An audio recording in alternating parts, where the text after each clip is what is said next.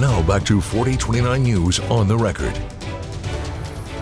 Joining us now in 4029 News on the Record is Arkansas's Speaker of the House, Brian Evans. Thank you so much, Speaker, for joining us today.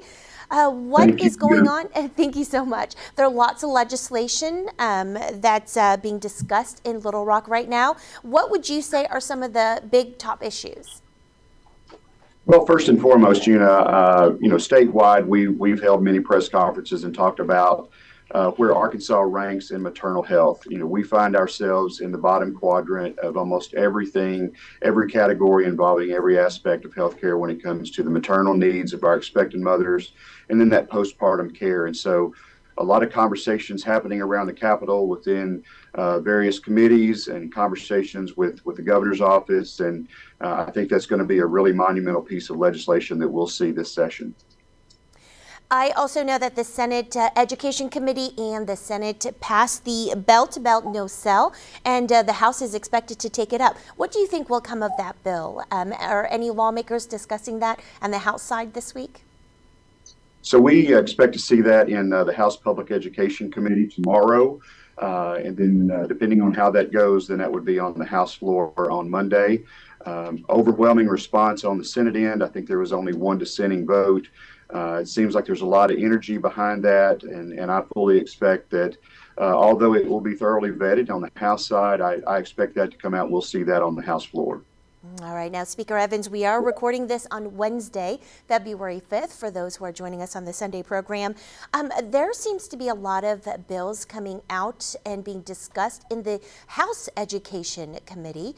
Can you talk a little bit about some of those bills and what you expect the whole House to see?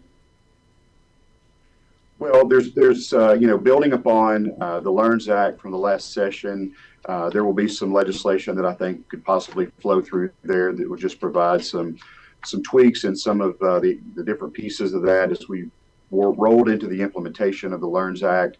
And then as the governor announced in her State of the State address, the Access Package, which is kind of a overhaul of how we are funding higher education. I expect there to be a big package of those bills that will drop possibly the end of this week, maybe middle of next week, that's going to take a look at funding and workforce development and providing some financial incentives to our institutions of higher education and getting folks ready for the workforce. And now, Speaker Evans, I know that public safety has been also a big topic that the governor has mentioned and the Senate has been talking about. What about on the House side? What type of legislation and bills are coming out, especially from the Republicans, when it concerns public safety? Well, one of the premier duties that we have as a governing body is to ensure the safety of all Arkansans, and that stretches all the way down from our very vulnerable senior citizens all the way down to our children. And that's not just one single package. I served on a local school board for 10 years, and there was never a time where we ever thought that maybe our school was not safe. However, as we continue to see violence in schools, violence that's enacted upon schools, we continue to see behavior issues in our lower grades that's affecting classroom disruptions, but also the physical well-being of our teachers. We fully expect to see several pieces of legislation that's going to address that in our school systems. Okay, and so we're talking about public safety, we're talking about schools quite a bit. What about the grocery taxes? What is the status of that legislation and just things to do with making sure things are more affordable as it concerns groceries? So, one of the target points with the doing away with the grocery tax is the fact that touches the pocketbook of every Arkansan who's trying to feed their family. We know over the last 4 years with inflation that's become very challenging. There's only so much money within that checking account each week. And so our ability to reduce that grocery tax, take that initial burden off of those folks that are just out there hardworking Arkansans, doing their best to provide for their families. It's going to touch everyone, make a difference daily in providing better income opportunities for them. And Speaker, it seems that the House has taken up some gun-related legislation this week. Could you talk a little bit about those?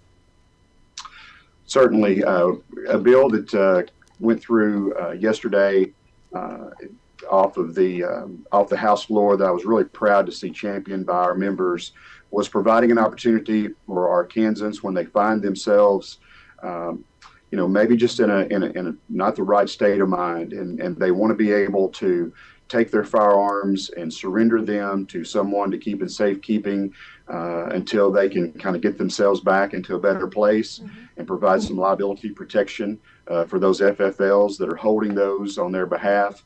It's a great piece of legislation, provided a mental health benefit to Arkansans, but also some liability protections to those who are taking a claim in that and being a part of that process. Okay.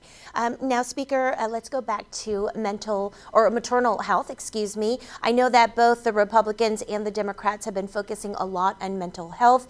You are on maternal health, and you had started with that as one of the topics that's big right now in the Arkansas legislature. So could you kind of dive deeper into what all the focuses are when it comes to maternal health and making it a little bit better? So, I believe that if you go across our state, you continue to see rising challenges when it comes to health care and with our expectant mothers. There's hardly a week that goes by that we don't hear something more about a facility that's no longer going to provide labor and delivery charges or labor and delivery opportunities. And that's devastating when you think about the challenges with healthcare, especially in the Delta, Southeast Arkansas, Southwest Arkansas, where the commute to and from a healthcare facility may be lengthy. If that labor and delivery facility no longer is taking patients, then that just makes that journey that much farther and puts barriers in place in front of that expectant mother. And this is a generational problem. And so we have to provide the very best health care that we can for expectant mothers and for that newborn postpartum. And so I fully expect us to see some landmark movement in that and providing some additional funding for additional opportunities. Telehealth is something that we can capitalize on, and being able to provide some continuity of care for these families. I think it's going to be a great session for maternal health. All right. Speaker of the House, Brian Evans, joining us from the House Gallery there inside the Capitol. Speaker, is there anything I'm forgetting to ask you? No, ma'am. I'm just, we're very energized here. There's the House and the Senate are full operation now. Committees are busy. Agendas are filling up. A lot of great topics that I see coming up, and some food security issues, some military and veterans issues. And we're just really proud of the work that our team is doing so far. And I think it's going to be a great session. All right, Speaker of the House, thank you so much for joining us today as we're recording this on Wednesday, February 5th on 4029 News on the Record. We'll be back. We appreciate you. Thank you. Yes, ma'am. Thank you.